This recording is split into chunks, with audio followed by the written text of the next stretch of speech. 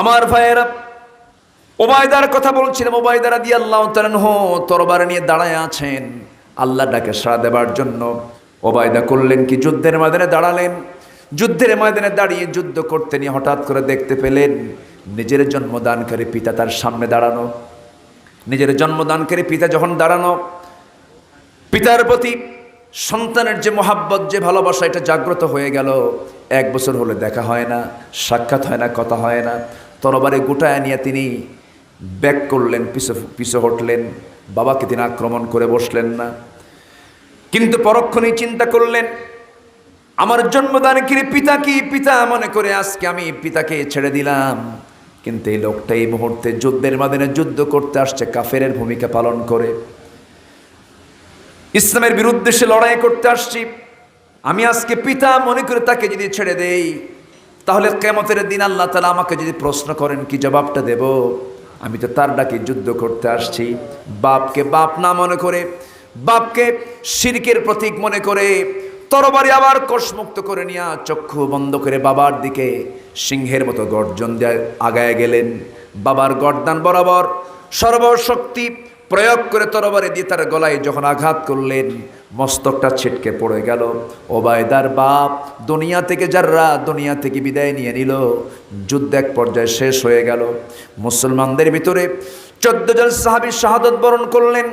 কিন্তু মুসলমানদের বিজয় যখন নিশ্চিত হয়ে গেল, সবার মুখে হাসি, বিজয় এসেছে মুসলমানদের, কিন্তু ওবায়দার মুখে কোনো হাসি নাই।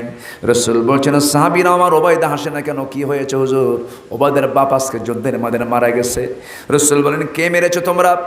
কে মেরেছো তার বাবা? কি হুজুর, আমরা কেউ তার বাপকে আঘাত করি নাই, ওবায়দা নিজেই তার বাপকে আঘাত করে দুনিয়া থেকে বিদায় করে দিয়েছে। রাসূল 2টা হাত আগায় দিয়ে বলছেন, ওবায়দা আমার বুকের মধ্যে চলে আয়। আজকে তুই আল্লাহর ডাকে সাড়া দিয়েছিস, তোর জন্য আল্লাহর জান্নাত ওয়াজিব হয়ে গেছে।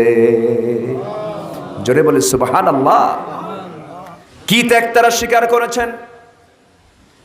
আমার ভাইয়েরা, আমার বন্ধুগণ, এরকম অসংখ্য ঘটনা আছে, অসংখ্য ইতিহাস আছে। আল্লাহর ডাকে সাড়া দেওয়ার কি এক্সাম্পল তারা জীবনে বাস্তবায়ন করেছেন, কি পরিমাণ তারা স্যাক্রিফাইস করেছেন। বদর যুদ্ধ শুধু কাফের আর মুসলমানের মাঝেই যুদ্ধ নয়, কুরাইশ এবং মুসলমানদের মাঝে যুদ্ধ নয়। এই যুদ্ধকে বলা হয় ভাই ভাই যুদ্ধ। এই যুদ্ধ হলো চাচা ভাতিজা যুদ্ধ। এই যুদ্ধ হলো শ্বশুর জামাই যুদ্ধ। আমি কি ভুল বললাম? এখানে যারা যুদ্ধ করতে এসেছিল কেউ কেউ আত্মীয়ের বাইরে, আত্মীয়ের মধ্যে অধিকাংশ। কারো শ্বশুর, কারো জামাই, কারো আপন ভাই, কারো ছেলে, কারো ভাতিজা, কারো ভাগিনা। কিন্তু এই দ্বন্দ্বের মূল কারণ আত্মীয়তা না ইসলাম? বলেন, এই দ্বন্দ্বের মূল কারণ কি? ইসলাম। অতএব ইসলামকে মানতে গেলে সবার আগে আপনার জীবনের শত্রু হতে পারে আপনার ভাই, আপনার চাচা, আপনার প্রতিবেশী, আপনার রক্তের সম্পর্কের কোনো মানুষ। ইসলাম এটাই বলে।